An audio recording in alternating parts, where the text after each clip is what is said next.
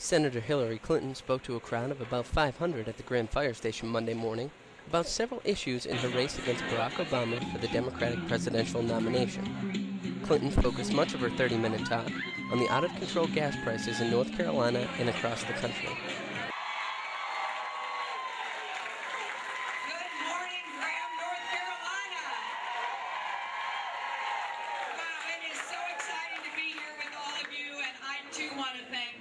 Department, the fire department, and the city for allowing us to be here today and to have this opportunity. And I want to thank the students from River Mills School who are here as well.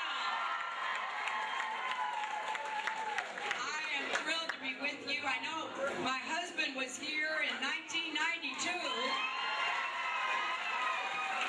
and I think a few of you might remember that.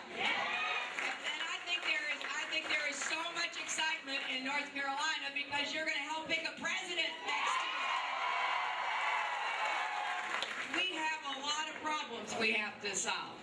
And, you know, last night it was such a beautiful night, and I was outside, and we were by the river, and you've been to Wilmington, and the USS North Carolina was in the background, and I was thinking to myself, I don't want to go anywhere, and so I just talked and talked and talked, and you know, luckily people stayed and stayed and stayed.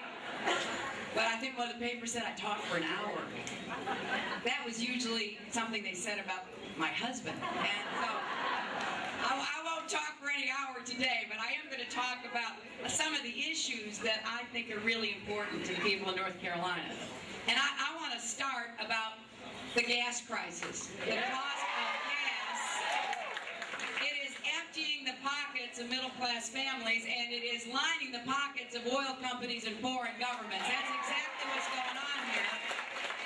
It's a problem I hear about everywhere I travel throughout North Carolina, or really any state, because people are saying, wait a minute, what is happening here?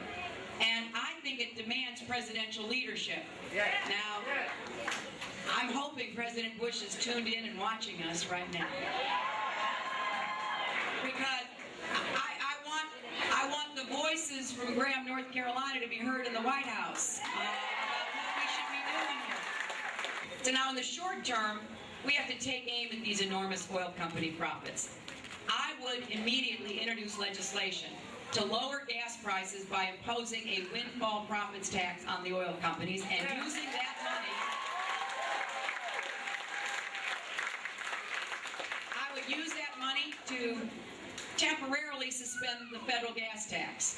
Now, the federal gas tax is important to us because that money goes right into the Highway Trust Fund, and that's what we use to repair roads and bridges, so we can't stop doing that.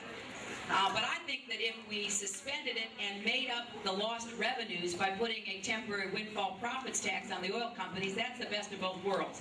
They would help to pay for what we need to do to continue to repair and modernize and rebuild our roads, but we would give people during the peak driving months of the summer some temporary relief. Now, this is one of the big differences in this race. My opponent, Senator Obama, opposes giving consumers a break from the tax, the gas tax at the federal level. I support it. I understand that the American people need some relief, but you see, I think we want to show that the government can actually work for hardworking Americans again.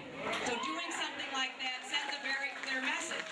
Meanwhile, Senator McCain says he's all for a gas tax holiday, but he won't pay for it. Well, that's a mistake, because we can't give up on building and repairing our roads. So my plan is 100% paid for with the windfall profits tax on big oil.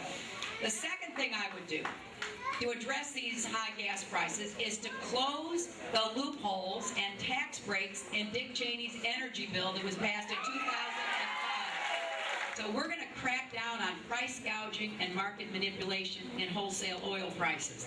You see, the government needs to stand up and be a watchdog. Human nature being what it is, human beings, and corporations are made up of human beings, are going to push as hard as they can for their advantage, aren't they? That's why you need a balance of power. That's why you need a strong, aggressive government watchdog. And we don't have one. You know, it is like, you know, the foxes guarding the hen houses with the two oil men in the White House who are sure not getting much of a supervised oversight. And I am convinced that the Iraqi government believes it has a blank check. and therefore does not have to make these tough decisions. So I've said I will ask my Joint Chiefs, plus the Secretary of Defense and my security advisors, to come up with a plan to begin withdrawing our troops within 60 days. We can probably take out 1 to 2 brigades a month, and as we do, we will make it clear to the Iraqis that they now have to step up and make the decisions that only they can make for themselves. I have been to Iraq 3 times. I have met with their leadership countless times, both there and in the United States. Every time I meet with them, it's the same story. Oh yeah, we're getting ready to pass an oil law. Oh yes, we're getting ready to have reconciliation. Oh yes, we're going to bring in the Sunnis into the government. I've heard that for 5 years. And I believe the only way to concentrate their attention is to begin to withdraw our troops and bring them home. I hope you will decide to take that vote as seriously as any decision you've ever made. And if you do, if you stand up for me next Tuesday, I promise you I will never forget you, and I will stand up and fight for you in North Carolina the entire time.